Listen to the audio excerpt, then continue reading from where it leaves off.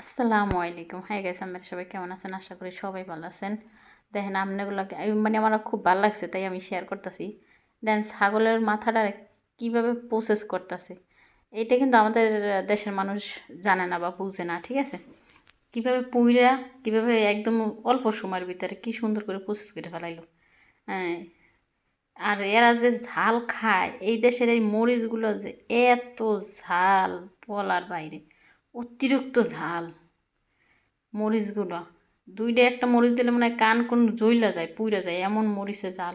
অথচ এরকম ঝাল কি করে যে খায় এরা, আল্লাহ পাক কি জানে কি যে মরিচ দিছে, কেমন করে যে এত মরিচ খায়, তা আপনারা এটা দেখতে থাকেন। হ্যাঁ, দেখেন কত সুন্দর করে প্রসেস করতেছে খাবারগুলো, ঠিক আছে? তো বাহিরের মানুষ কিন্তু এভাবেই খায়, ঠিক আছে? ওরা কিন্তু অত করে না, মানে আমরা খসি টসি ফালাই মাছের, তো এ দেশে থেকেও মাছের খসি ফালাই না। কে এত কষ্ট করে চাকু দিয়ে মাছের খসি ফালাইবে?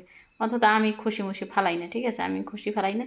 যেটা আমি খাই, আমি যেটা খাই আর কি, ওইটার আমি সুন্দর করে প্রসেস করি। খসি টসি ফালাই ফালাই টালাই এবার সুন্দর করে ভাজি বেশি তেল দিয়ে, বাইজে তারপরে খাই। আর আমি যখন প্রথম অবস্থায় আইছিলাম এই দেশে, আসার পরে মনে করেন যে এই যে আপনার মাছেরে খালি আল